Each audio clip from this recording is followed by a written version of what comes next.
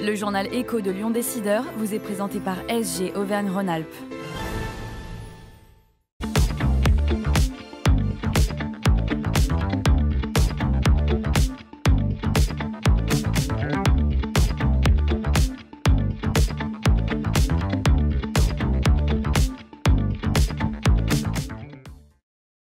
Bonjour et très heureux de vous retrouver dans le journal Écho de Lyon Décideur. Accompagner les professionnels dans l'optimisation de leur démarche énergétique, c'est la mission d'Alliance des Énergies, un cabinet de courtage basé dans la métropole lyonnaise. Depuis la crise énergétique de ces dernières années, la facture énergétique est un gros enjeu pour les entreprises. On en parle avec Anthony Dalmoro, le président d'Alliance des Énergies, notre invité aujourd'hui. Bonjour. Bonjour. Merci d'avoir accepté notre invitation. Alors, comment vous est venue l'idée de créer Alliance des Énergies? Parce que vous aviez identifié qu'il y avait un vrai besoin dans les entreprises? Alors, suite à mon parcours scolaire, j'ai commencé dans l'énergie un peu par hasard. D'abord auprès des particuliers. On était en partenariat avec un fournisseur historique, bien connu. Et de fil en aiguille, on a voulu développer le marché du pro parce qu'il nous paraissait très intéressant et un peu différent. Et je me suis rapproché d'une boîte qui était l'un des leaders européens du marché. Et avec le directeur France à l'époque de cette société-là, on s'est lié un peu d'amitié. On a eu un coup de cœur amical et professionnel, comme on dit. Et on a décidé ensemble de monter Alliance Énergie pour accompagner les professionnels dans la renégociation de leurs contrats de gaz et d'électricité. Alors j'imagine que la crise de ces dernières années a représenté un vrai coup de boost pour vous? Alors coup de boost, pas vraiment. C'est une activité. Vous avez démarré un peu avant. On a démarré un peu avant. C'est une activité qui s'est 2020 libéralisée absolument, qui s'est libéralisée il y a un peu plus d'une dizaine d'années. Donc c'était un marché qui nous attirait, quoi qu'il arrive. C'était un marché qui nous attirait, dans lequel on avait envie de faire notre place. La crise de l'énergie, elle nous a apporté énormément sur l'intérêt des professionnels de passer par les acteurs comme nous et la motivation de ces professionnels-là à faire appel à Alliance Énergie. En termes businessment parlant, c'est pas une année qui est sensationnelle parce que c'était une année très compliquée. Beaucoup de fournisseurs ont comme les fermé. prix étaient très élevés. Exactement. Voilà, exactement. Les prix étaient très élevés. Et nous, on n'avait pas spécialement envie de vendre des contrats à des prix très élevés. Il y avait des solutions, notamment en mettant les clients sur ce qu'on appelle des contrats PEG pour pouvoir leur faire bénéficier du prix spot qui avait vocation à baisser. Voilà, on va peut-être pas rentrer dans les détails techniques, mais c'était une bonne année en termes de notoriété, mais pas une bonne année en termes de business. Mais ça fait partie un peu de l'histoire. Voilà. Alors, on peut dire que vous êtes un courtier, comme dans le secteur des assurances. Donc, vous identifiez le besoin de votre client entreprise, vous analysez son contrat actuel et vous faites en sorte de lui proposer la meilleure offre présente sur le marché, c'est ça? Alors absolument. Nous, notre objectif, c'est de travailler de manière sur mesure avec tous les clients. On récolte un cahier des charges auprès des différents clients ou prospects qu'on accompagne. Et l'idée, c'est de comprendre d'abord quelles sont leurs premières motivations. Le prix, ça paraît évident, mais il n'y a pas que le prix. Il y a pas mal de clauses dans les contrats des fournisseurs d'énergie qui nécessitent d'être négociées, comme des clauses d'ajout et suppression de sites, comme des clauses d'énergie verte, par exemple, comme des volontés pour le client d'avoir un outil de facturation pour des gros multisites importants. Une fois qu'on a récolté l'ensemble de ces éléments, on fait appel aux différents opérateurs du marché pour obtenir le fournisseur qui correspond le mieux au cahier des charges, le prix étant évidemment une motivation d'achat assez principale en ce moment. Alors, vous travaillez avec tous les fournisseurs ou est-ce que certains refusent de répondre à vos sollicitations? Alors, c'est une très bonne question. On travaille globalement avec tous les fournisseurs, hormis EDF, actuellement qui ne travaille pas avec des intermédiations. En revanche, chez Alliance Énergie, on n'est pas uniquement un courtier, on aime à dire qu'on est un cabinet de conseil parce qu'on a une branche, évidemment, courtage, qui est une grosse partie de notre activité, mais on accompagne aussi les entreprises en tant que cabinet de conseil, donc rémunéré par le client final pour vraiment l'accompagner. Très souvent, c'est des clients qui ont des consommations très significatives et il nous arrive de travailler et de collaborer avec EDF, notamment dans le cadre de contrats de conseil où on a une démarche qui est beaucoup plus récurrente parce qu'il y a un accompagnement qui est assez stratégique sur des clients qui sont très souvent des gros consommateurs. Alors, l'objectif, c'est d'optimiser les contrats, qu'ils soient de gaz ou d'électricité. Allez, vous êtes sur les deux. Absolument. On a une expertise qui est sur les deux, qui est assez approfondie parce que c'est un peu la différence, si je puis dire, d'Alliance Énergie. C'est que dans l'énergie, il y a plusieurs marchés. Vous avez le marché du résidentiel, avec les syndics de copropriété, les chaufferies collectives, etc., qui est un marché à part, avec des besoins et une volonté différente des clients finaux. Et vous avez le marché qu'on appelle milieu mid-market, qui est un peu le marché qu'on va trouver de PME, où là, il y a un enjeu bien particulier parce qu'il y a une volonté de sécurisation du budget, il y a une volonté aussi des clients de se faire accompagner pour mettre un peu le sujet de côté parce que c'est pas toujours le sujet qu'on a envie de traiter avec intérêt tout de suite. Et puis il y a le sujet aussi des grands comptes qui est une de nos particularités où là on adresse beaucoup de gros acteurs tertiaires, industriels, qui sont des consommateurs assez significatifs. Et pour cela, il faut avoir une compétence assez forte sur le marché. Il faut connaître ce qu'on appelle les offres nous structurées, qui sont des offres assez complexes, qui fait un peu la particularité d'Alliance des énergies, parce qu'aujourd'hui, on a vraiment toute cette palette. D'accord. Alors, une idée importante aussi, c'est que la performance énergétique représente un vrai levier d'économie pour les entreprises. Absolument. Chez Alliance d'énergie, c'était aussi un des partis pris qu'on avait fait, qu'on avait voulu avec mon associé dès le début. On avait voulu dès le début se dire, bon, on a une connaissance de l'énergie qui est très bonne, qu'est-ce qu'on peut apporter de plus? Donc on s'est tourné naturellement vers les sujets d'efficacité énergétique.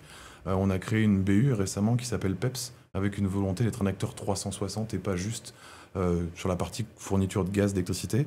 Donc aujourd'hui, au sein de cette BU, on peut vraiment se dire qu'on accompagne les professionnels sur quasiment tous les sujets d'efficacité énergétique. Et bien sûr, le contrat d'énergie, on va autant aller sur des sujets réglementaires comme le décret tertiaire ou le décret BAX, qui sont des sujets d'actualité, que sur les sujets de C2E, où on a vocation à accompagner les professionnels dans le montage de leur dossier d'aide lors des travaux de rénovation énergétique qui sont faits. Voilà, c'est ça. Votre offre englobe le fait de proposer des solutions en matière de financement des travaux de rénovation énergétique. Absolument. On n'est pas un acteur travaux et on n'a pas une volonté de devenir un acteur travaux. Nous, on est un acteur de conseil, le tiers de confiance chez nos clients. Et vous travaillez aussi sur l'optimisation des taxes sur l'énergie également. Absolument. Qui reviennent d'actualité d'ailleurs pour tous les professionnels qui y sont soumis. La taxe assise ex-CSPE qui avait été, lors du quoi qu'il en coûte, prolongée avec un niveau très très bas à 0,5 du mégawattheure, aujourd'hui redevient d'actualité. Et je pense que tous les professionnels s'en rendent compte. Donc il y a encore la possibilité d'être exonéré de cette taxe-là. Alors, maîtriser et sécuriser le budget énergie sur la durée, est-ce qu'il y a quand même la possibilité de revenir sur un contrat qui est signé quand l'énergie qui a été signé quand l'énergie était au plus haut? Alors, c'est une vraie question. Je dirais que c'est pas quelque chose qu'on conseille parce que les fournisseurs d'énergie mettent des clauses de rupture de contrat qui sont assez significatives. En général, on casse jamais un contrat. Il n'est pas dit qu'il soit étudié, mais de manière très très ponctuelle, entre un vase communicant, des pénalités et éventuellement d'un nouveau contrat. Ce qu'il faut comprendre quand même, qui est très important, c'est que quand vous avez des contrats de type fixe, c'est-à-dire que le fournisseur vous garantit un prix sur le moyen long terme, en général c'est plutôt sur 2, 3, jusqu'à 4 ou 5 ans, le fournisseur, lui, va acheter ce volume-là au préalable, au moment où vous souscrivez, pour pouvoir vous le garantir sur la période du contrat. Donc quand un fournisseur achète et source des volumes à un prix quand le marché est élevé, lui, il a acheté ce volume-là, il est censé vous le livrer et vous le facturer. Quand vous cassez un contrat, le fournisseur se retrouve avec un volume qu'il a acheté pendant la crise de l'énergie, par exemple 400 €, et qui aujourd'hui vaut moins de 100 €. Donc la perte pour le fournisseur, elle est très importante, et il faut bien comprendre que les engagements que prennent le fournisseur nécessitent forcément une contrepartie du client s'il venait à résilier son contrat. Mais tout s'étudie.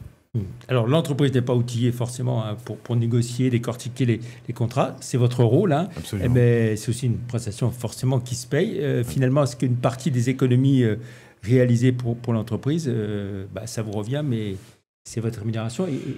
Et du coup, où est l'économie pour l'entreprise, pour le client? Alors, nous, c'est rare, ça peut arriver, mais c'est vraiment pas le business model de se rémunérer à l'économie. Parce que vu qu'on est sur un marché volatile et qu'on prévoit pas le marché, ça peut être pas très fair-play dans certaines conditions. Dans certaines conditions, ça peut l'être parce qu'il y a un vrai enjeu et c'est très clair avec le client. Mais se rémunérer à l'économie quand vous avez un marché qui a connu une baisse stratosphérique comme on connaît aujourd'hui, ça serait pas très fair-play. Donc on se rémunère pas à l'économie, on se rémunère auprès de nos prestataires fournisseurs qui nous rétribuent une partie de leur marge sur un contrat signé par le client. Le gain pour le client, il est sous plusieurs angles. Il est évidemment un gain de temps, une connaissance marché et une connaissance structurelle, juridique du contrat. Et puis il est aussi un gain sur le prix final qui n'est pas négligeable parce qu'on met en concurrence les fournisseurs et les fournisseurs ont une grosse volonté de développement de part de marché et s'assurent d'avoir des conditions qui sont bonnes auprès des courtiers comme nous. Alors aujourd'hui, combien d'entreprises font appel à vos services? Alors aujourd'hui, le chiffre exact, je ne l'ai pas, mais je pense que l'Alliance d'énergie se rapproche des 25 000. On est à peu près entre 750 et 1000 contrats à peu près mensuels. On était aux alentours des 20 000 fin d'année. Donc mathématiquement, on doit avoir peut-être même dépassé les 25 000 à l'heure. Vous êtes installé donc à Villeurbanne? On est à Villeurbanne, absolument. Combien de personnes en tout, Alliance des Énergies? Alors Alliance des Énergies, c'est approximativement 120 personnes aujourd'hui sur tout le territoire. On a des bureaux à Lyon qui est un peu notre siège historique. On a des bureaux également à Paris et à Lille. Et puis après, on a des collaborateurs et des collaboratrices qui interviennent partout en France. On a dès le début, avec nos associés, eu la volonté d'avoir des commerciaux au plus près des clients, parce que les enjeux faisaient que les gens avaient envie d'avoir de la proximité aussi. Donc on a des collaboratrices et des collaborateurs un peu partout en France. On voit beaucoup se développer aussi l'autoconsommation, avec des installations de panneaux photovoltaïques, des ombrières. Est-ce que cela fait partie aussi de vos préconisations auprès de vos clients entreprises? Ça fait partie des choses qu'on regarde. J'étais encore à midi avec un fournisseur qui fait de l'autoconsommation collective, donc qui est un fournisseur du Sud-Ouest et qui a un projet hyper intéressant sur l'autoconsommation collective. L'autoconsommation, de manière générale, est toujours quelque chose qui s'étudie, mais après, il y a beaucoup de paramètres à prendre en compte. Quel est le coût, quels sont les kilowattheures qu'on va effacer, à quel moment. C'est un sujet sur lequel on intervient beaucoup en tant que conseil, le solaire, parce qu'il n'est pas toujours intéressant de le faire, parfois il l'est, et il y a une notion aussi réglementaire. Donc il faut un peu mettre tout ça en lumière pour trouver la meilleure solution. Mais c'est vraiment du cas par cas, on ne peut pas dire c'est bon pour tout le monde de le faire, c'est vraiment du cas par cas. La crise au Moyen-Orient risque d'avoir forcément un impact sur les cours du pétrole. Est-ce que ça joue aussi par ricochet sur le prix du gaz et de l'électricité? Absolument, ça joue. Depuis, je crois que c'était mercredi dernier que les premières frappes ont commencé. Le prix du gaz, à l'heure où je vous parle, il a pris approximativement 15%. Et le prix de l'électricité a pris à près de 10%. Sur les marchés à court terme, donc 2025-2026. Sur les marchés à long terme, il ne réagit pas trop encore. Mais par contre, à court terme, les clients qui ont des échéances sur le courant de l'année ou les échanges courants 26, effectivement, dans la renégociation de leur contrat qui va embarquer l'année 2026, il y a un impact réel. La vraie question et l'analyse qu'il faut avoir pour être très fin et avoir les meilleurs conseils auprès de nos clients, c'est quelles sont les perspectives que va avoir cette guerre. Est-ce que ça va continuer? Est-ce que ça va s'arrêter? Il y a un détroit au milieu qui est le détroit d'Ormuz, par lequel un quart du GNL transite. Donc si demain on le ferme, naturellement les prix du pétrole vont exploser, les prix du gaz et du GNL vont exploser, et on va se retrouver avec une concurrence déjà féroce entre l'Asie et l'Europe qui va l'être encore plus. Et naturellement les prix du pétrole augmenteront et les prix du GNL augmenteront, ce qui fera augmenter par lien de cause à effet les prix de l'électricité. Ce qui veut dire que la crise énergétique n'est pas forcément derrière nous, mais elle peut ressurgir à tout moment. C'est pas inenvisageable. Alors de vous dire dans quelle proportion, ce serait... on n'a pas de boule de cristal et il faut rester assez humble sur ces sujets-là. Mais est-ce que la crise aujourd'hui qu'on connaît au Proche-Orient peut donner lieu à une crise importante sur les marchés de l'énergie? Oui, selon l'évolution que le conflit prend, c'est fort probable. Quelle ambition, quels objectifs pour Alliance des Énergies j'ai envie de dire à moyen terme, d'ici à 5 ans Bon, alors les ambitions, elles sont importantes. Aujourd'hui, on a la chance d'être 5 associés et on a réuni l'ensemble de nos filiales pour remettre les intérêts de tout le monde au centre du jeu. On est une équipe qui a une grosse volonté de développement. Notre ambition, c'est de continuer à faire ce qu'on fait et de le faire encore mieux. Apporter toujours plus à nos clients en termes de services et d'accompagnement. Développer les marchés publics, qui est un marché qu'on n'avait pas développé avant. Accentuer le marché des grands comptes, qui est un marché sur lequel on a énormément de demandes aujourd'hui. Et bien évidemment, continuer à recruter, parce que l'enjeu, je pense, comme pour beaucoup de secteurs aujourd'hui, c'est le recrutement. Voilà, c'est un enjeu chez nous qui, comme beaucoup de... Et il faut recruter combien de personnes à peu près Aujourd'hui, si on peut recruter 50 à 60 personnes avant la fin de l'année, ça serait une belle opération. Après, on essaie d'avancer au rythme des profils, des rencontres, des personnes qui souhaitent travailler pour nous et qu'on va chercher aussi. Très bien. Merci beaucoup, Anthony Dalmoro, d'être venu sur le plateau du Journal Éco, ici à Lyon Décideur, président donc d'Alliance des Énergies. Bonne fin de semaine, à vendredi prochain pour une autre émission du Journal Éco. Merci, au revoir.